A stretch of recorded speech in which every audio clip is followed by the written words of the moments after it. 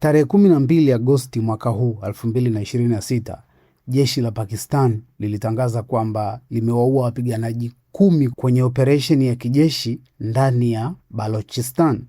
Siku hiyo hiyo likatokea tukio jingine la bomu la kwenye gari lililipuka kabla ya muda. Eneo wanaliita Surab. Watu 3 ambao walikuwa ni raia wakauawa pamoja na watu 8 waliokuwa wanalitengeneza hilo bomu. Maana yake ilikuwa ajali kazini. Na hili sio tukio la kawaida kwa sababu Balochistan imekuwa ikipigana na Pakistan kwa karibu miaka 78. Na kinachofanya hii story kuwa ya kutisha zaidi ni kwamba hii vita haionekani kupungua. Badala yake, mwaka huu 2026 tumeona mashambulizi makubwa zaidi. Wanawake wanajiunga na mashambulizi ya kujitoa mhanga. Unajua, ukiona sehemu ambayo hadi mwanamke anakwenda kuvaa bomu ili akafe, sio kitu cha kawaida. Silaha za kisasa zaidi zimeanza kuonekana, mashambulizi dhidi ya wanajeshi, reli, miundombinu na hata miradi ya China ambayo wanawekeza sana hili eneo kukwepa hii njia ya kuelekea huku mbali kwenye Malacca Strait. Na wakati huo huo, mmoja wa wanawake maarufu zaidi kwenye hizi harakati za kupigania haki za Wabaloch anaitwa Maharang Baloch yupo gerezani baada ya kuhukumiwa kifungo cha maisha. Hiyo ndio situation ambayo ipo kwenye hili eneo. Na swali ni, kwa nini eneo moja ndani ya Pakistan limekuwa likipigana na serikali yake kwa miongo 8 sasa hivi? Ni kwa nini China, India, Afghanistan, Iran ambao ndio imezunguka hapa na hata maslahi ya kimataifa yamekuwa yakihusishwa sana kwenye hii vita? Ili kuelewa kinachoendelea Balochistan leo, lazima turudi nyuma miaka 1947 kwa sababu hapa ndipo mbegu ya huu mgogoro ilipopandwa. By the way, hii content imekuwa inspired na comment ambayo nimeiona ya mtu akiwa anauliza, hivi hii Balochistan nayosikia story zake ina nini? Na asante kwa kila ambaye una comment, asante kwa kila ambaye umesubscribe. Na kama unavyoona tumeshafika nusu ya safari yetu ya kufikia subscribers 100,000, na ambao nitawashukuru ni wewe pamoja na fundi ambaye tayari umeanza kwenda Comadre na kununua kifaa chako cha kidigitali kwenye sekta ya ujenzi. Na ukizingatia pia hizi brandi mbili, Leon pamoja na Amoeba Pro, ambapo vifaa vyake vinakuwa ni vya uhakika, ni cordless kwa maana huhitaji umeme kwa sababu vina betri yake, na dunia ndipo inapoelekea kwenye kila sekta. Na kwenye sekta ya ujenzi, Comadre Tools unaweza ukawaamini kwa sababu hata vipuri unavipata, na wanasapoti vijana pia, na ndo maana wanasapoti platform ya taarifa na maarifa kama hii. So kwa udhamini wa Comadre Tools, twenzetu ni kueleweshe kuhusiana na Balochistan. Balochistan ni jimbo kubwa zaidi la Pakistan kwa maana ya eneo. Ni 44% ya eneo lote la Pakistan. Kwa hiyo inakaribia nusu ya nchi. Lakini cha kushangaza ni kwamba ni moja ya maeneo yenye watu wachache zaidi nchini humo. Lina mpaka na Afghanistan upande wa kaskazini, Iran upande wa huku magharibi, na bahari ya Arabia upande wa kusini. Na hapa ndipo tunaanza kuelewa kwa nini hili eneo ni muhimu sana. Balochistan sio eneo la kawaida. Lina bahari, kama unaelewa siasa na uchumi. Lina mpaka na Iran, na unaelewa unyeti wa mpaka. Lina mpaka na Afghanistan, ambao unaielewa. Lina bandari ya Gwadar, ambao ndio China ilikuwa imeiendeleza juzi kati. Nimekuletea hii content kwa wewe ambao unatufuatilia kule Instagram. Lina gesi, lina dhahabu, lina shaba na lina makaa ya mawe. So unaweza ukaelewa tu kwa nini ni eneo nyeti. Na lina maeneo muhimu sana ya maslahi ya kijeshi na biashara za kimataifa kwa sababu ya hii bahari. Kwa kifupi, ni eneo kubwa lenye rasilimali nyingi na liko katika sehemu muhimu sana ya ramani ya bara la Asia. Lakini kwa muda mrefu sasa, watu wengi wanaoishi kwenye hili eneo wamekuwa wanasema kwamba huu utajiri haujawahi kuwasaidia kwa kiwango kinachostahili, na hapa ndipo tatizo linapoanza. Na hapa ndo inabidi nikueleweshe mahusiano ya Pakistan na Balochistan yalianzaje. Kabla Pakistani haijazaliwa mwaka 1947, Balochistan ilikuwa na historia yake ya kisiasa. Hizi sehemu zake zilikuwa chini ya Waingereza moja kwa moja, na huku maeneo mengine yalikuwa chini ya Khanet ya Kalat. Khanet ni kama tunavyosema yani ufalme wa, umeelewa? Sasa Kalati ilikuwa ni dola ya kifalme iliyokuwa ikiongozwa na mwamba mmoja anaitwa Khan. Kwenye episodi zilizopita nimeweka kugusia kuhusiana na historia ya India na jinsi ilivyojigawa na Pakistan. Kwa hiyo zamani India yote ikiwemo Bangladesh ilikuwa ni eneo la Mwingereza. Sasa kwa nini Mwingereza alikuwa anataka ili eneo specific licha ya kwamba lilikuwa na mtawala wake ambaye ni strong? Ni kwa sababu walikuwa wanataka kama buffer zone. Kwa lugha rahisi, walitaka eneo la kumzuia Urusi wa miaka hiyo, sasa wakati wanaongozwa na mfalme walimuita Tsar, wasije akasogea kuingia Asia kuelekea bahari ya Hindi huku. Kwa hiyo Waingereza wakawa wamejenga reli, barabara na vituo vya kijeshi, yani kuweka situation kwamba hili pia ni eneo letu.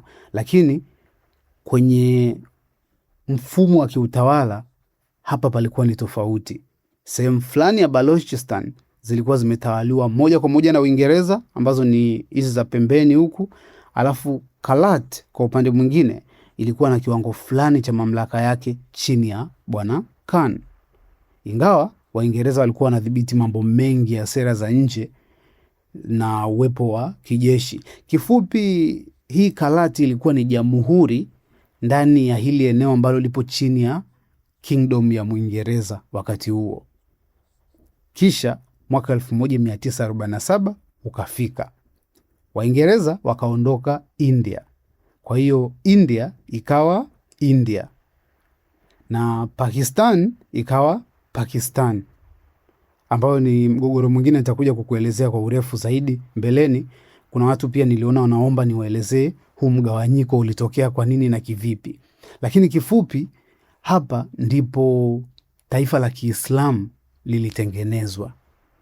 Kwenye moja ya episodi zangu za live na G, niliwahi kujadili hapa nafikiri na Zungu, nikawa namuuliza kuhusiana na kwa nini mara nyingi tukiangalia Israeli na Pakistan hatuoni vitu vinavyofanana. Imeaminishwa dunia ambayo ni kweli, lakini kimkakati na ipo hivyo ni kwamba Israeli kukaa pale maana yake ni kuhakikisha kwamba anazizoofisha nchi za Waarabu hususan katika misimamo yao. Na ndio maana unaona kwa nini hausemi hivyo kwa Pakistan? Nimekupa mfano wa kwanza hapa Pakistan. Kwa nini hausemi hiyo story kwa Pakistan? Pakistani si aina ya Waislamu ambao wana msimamo mkali.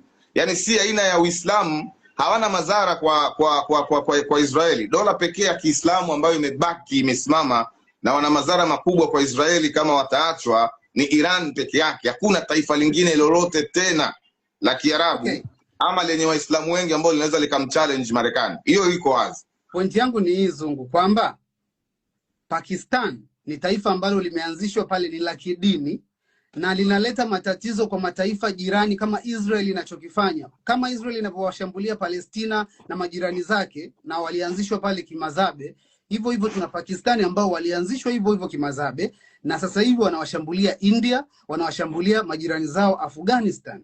Kwa nini tunaona ile ni jiografia tu na historia ya kawaida ya nchi, lakini hii Israel tunaichukulia kama ni kitu ambacho ni special case, it has something na dunia? Kwa sababu wale Waarabu ugomvi wao au wa Pakistani, Afghanistan pamoja na India wanapigana kwa maslahi yao wenyewe. Hawapigani kwa maslahi ya Marekani, hawapigani kwa maslahi ya mgeni.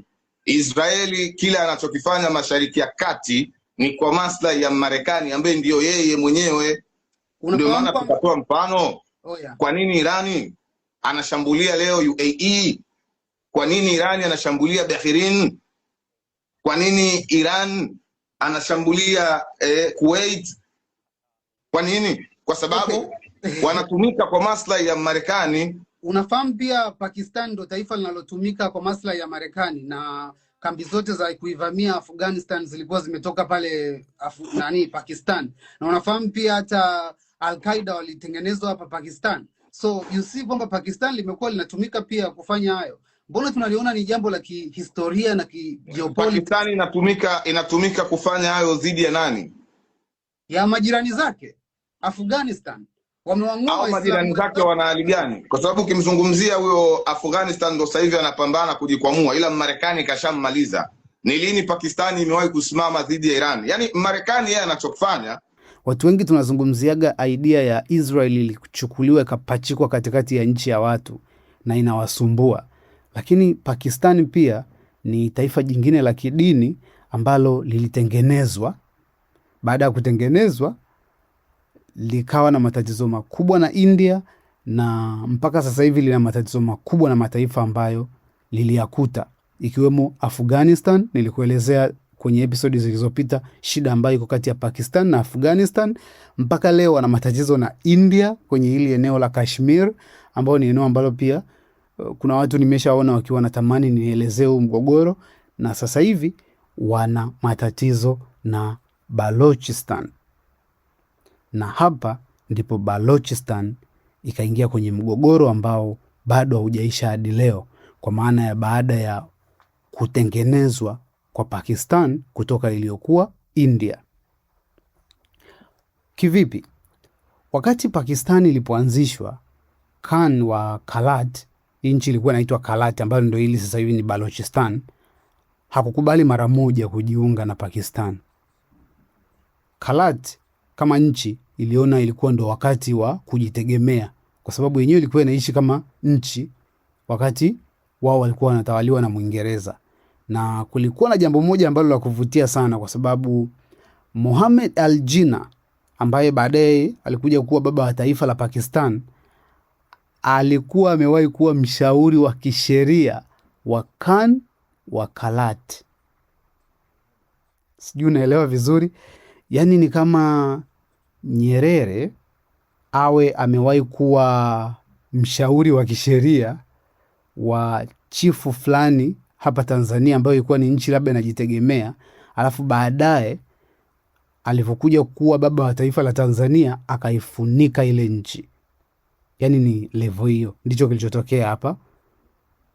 Kwa hiyo hawa walikuwa ni Waswahili wa Pemba. Sio kwamba walikuwa hawajuani, ni watu wanaojuana. Lakini baada ya Pakistani kuundwa, mizani ya nguvu ikabadilika. Pakistan ikataka Kalat ijiunge nayo. Kalat ikataka uhuru. Mazungumzo yakaanza. Lakini wakati wa mazungumzo haya yakiendelea, Pakistan ikaanza kuingiza maeneo yaliyokuwa chini ya Kalat kwenye mfumo wake wa kiserikali. Kwa hiyo uchokozi ukaanza. Maeneo ya Makran, Karan, Lasbela yakaingizwa kwenye Pakistan mwezi Machi mwaka 1948. Maana yake ni kwamba tayari haya maeneo ndo yako baharini. Ina maana Kalat kageuka nini? Kageuka landlocked country. Hatimaye tarehe 27 Machi 1948 Khan wa Kalat akasaini hati ya kujiunga na Pakistan baada ya kuvamiwa. Na hapa ndo kuna jambo moja muhimu inabidi ulielewe, kwamba kwa upande wa Pakistan wanasema hili tukio lilikuwa ni tukio la kuingiza majeshi, kuonyesha sasa tumetawala. Sio kwamba tumeivamia, hapana. Yani ni kwamba baada ya Khan kuhitimisha kusain, basi serikali nayo itaingia moja kwa moja, yani hakuna kusubiri. Wenyewe ndo walivyotengeneza hii situation. Lakini ndani ya Wabaloch ambao ndo jamii inayoishi hapa, ndo maana panaitwa Balochistan, walielewa kwamba huu ni uvamizi na tumelazimishwa kuingia kwenye huu muungano wa hili taifa jipya ambalo hatulielewi. Baada ya kujiunga kwa Kalat, upinzani haukuisha, badala yake ukaingia kwenye mzunguko. Wasi mmoja ukaanza, jeshi likaingilia, wasi unapungua, miaka inapita. Wasi mwingine unatokea, mazungumzo yanaendelea, na katikati ya miaka 1950 ukaja mfumo mmoja waliouita One Unit, ambapo uliwakusanya majimbo ya magharibi mwa Pakistan kwenye kitengo kimoja. Na hii ilikuwa inajaribu kuwazuia Wabaloch, kwamba mnakusanywa Wabaloch, Wasindhi na Wapashtun ambao walihisi kwamba huu mfumo ulikuwa unapunguza nguvu zao kisiasa. Nikija kukuelezea ishu ya India kutengana na Pakistan, nitakuelezea zaidi kwa sababu sisi huwa tunawaona tu na tunawaita Wahindi, lakini ukiingia wao ndani ya India ni tofauti kabisa. Wahindi sio jamii moja kama tunavyoielezea. Baadaye hii sera ya One Unity ikavunjwa na Balochistan ikapata serikali yake ambayo ilichaguliwa mwaka 1972, lakini haikudumu pia. Waziri mkuu wa Pakistani wakati huo, Zulfikar Ali Bhutto, nadhani mnamfahamu, binti yake ndo yule Benazir Bhutto ambaye naye stori yake baadaye ilikuja kuwa moja ya stori maarufu na aliuawa hivi hivi kwenye mazingira ya ajabu. Kama unafuatilia international news utakuwa unafahamu. Baba yake sasa, mzee Zulfikar Ali Bhutto, alivunja serikali hiyo ndani ya mwaka mmoja tu tangu ilipoundwa, na hapa ndo uasi mkubwa ukarudi. Pakistan ikatumia nguvu za kijeshi, kulikuwa na mashambulizi ya anga dhidi ya maeneo ya waasi, na hapa ndo tukaingia kwenye kipengele kingine cha ajabu cha hii historia. Iran ya Shah wakati huo ikaisaidia Pakistan. Iran ilitoa msaada mkubwa wa kifedha, kijeshi, kusaidia kukandamiza uasi wa Baloch. Yani Irani wenyewe ambao wamepakana na hili eneo hawakutaka hii nchi itengenezwe. Ukumbuke Shah wakati huo alikuwa anajua tu, yani nikiwaruhusu hawa, maanake atatokea mtu ndani ya Iran nao watajitenga hivi hivi. Kwa hiyo unaweza ukaelewa Shah alikuwa anaona nini. Sasa licha ya hayo yote ambayo ni ishu za kisiasa na kijeshi, kuna jambo moja ambalo linazidi kuwakasirisha Wabalochi, kwa sababu hebu fikiria, unaishi kwenye eneo ambalo lina gesi inatolewa kwenye ardhi yako, maana yake inachimbwa. Watu wa Mtwara nadhani mnakumbuka situation yao, inatumika katika uchumi wa taifa, mnaiona, lakini wewe mwenyewe unaishi kwenye eneo lenye umaskini, uhaba wa maji, umeme na ajira hakuna. Na hii ndio ilikuwa moja ya malalamiko ya Wabalochi kwa miaka mingi. Gesi iligunduliwa Sui kwenye eneo la Derabukti mwaka 1952. Sui ikawa moja ya maeneo muhimu sana ya gesi nchini Pakistan, lakini Wabalochi wengi wanahisi kwamba hawajawahi kupata matunda ya uwekezaji. Na hapa ndipo neno moja likawa muhimu sana, resource control. Nani anamiliki rasilimali, nani anazichimba, nani anapata pesa zake, na nani anaamua zinavyotumika? Maswali haya ndio yamekuwa kama petroli kwenye moto wa huu uasi ambao unauona.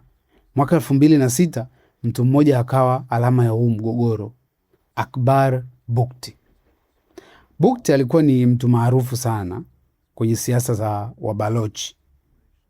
Mwanzoni alikuwa sehemu ya mfumo wa Pakistan, lakini baadaye akawa mpinzani mkubwa wa serikali kuu. Mzozo wake na rais wa wakati huo Bwana Pervez Musharraf ulihusisha mambo kadhaa, ikiwa ni pamoja na udhibiti wa rasilimali za gesi, mgao wa mapato na uwepo wa kijeshi.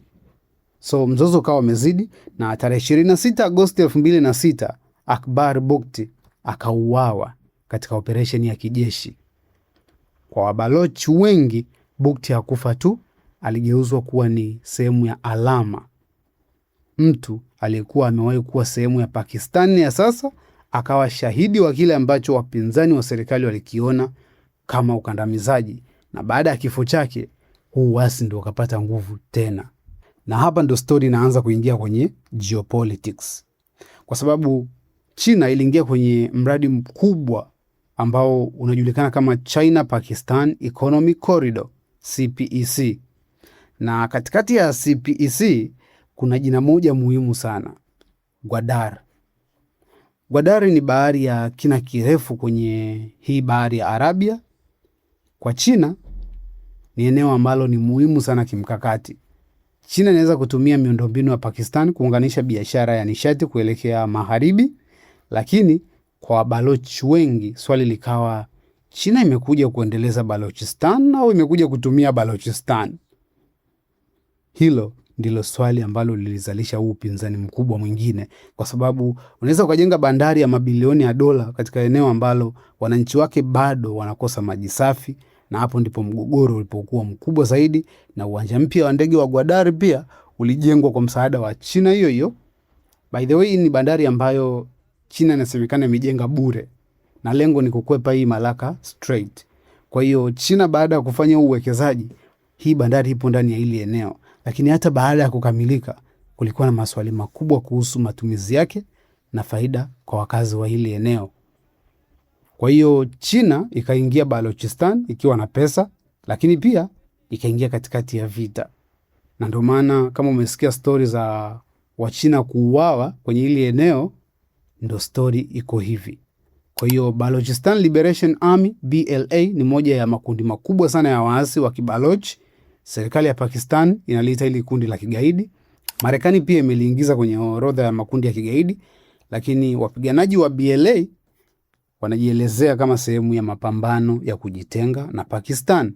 Na moja ya mikakati yao ilikuwa ni kuwalenga watu kwenye hii miradi ya Pakistan na China kama nilivyokuambia. Kwa hiyo wafanyakazi wa China wamekuwa wakiuawa, misafara pia imekuwa ikishambuliwa, miradi sometimes inalengwa kama hivyo, na kifupi hakujatulia.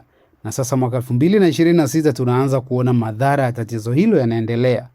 Ripoti ya Financial Times ya Julai 2026 ilisema kwamba Sindak Copper Gold Project, ambayo ni moja ya miradi muhimu ya madini inayohusisha China hapa, imekuwa ikikabiliwa na hatari ya kusimama kutokana na hali ya usalama na matatizo ya kusafirisha vifaa. Na kuna mradi mwingine pia wa Reko Dig wenye thamani ambayo inakadiriwa inafikia dola bilioni 9, nao umeathiriwa na mazingira haya ya usalama. Kwa hiyo serikali ya Pakistan inasema hawa ni magaidi, lakini Wabalochi wenyewe wanasema sisi tulitakiwa kujitenga muda mrefu na tulilazimishwa kujiunga na nyinyi.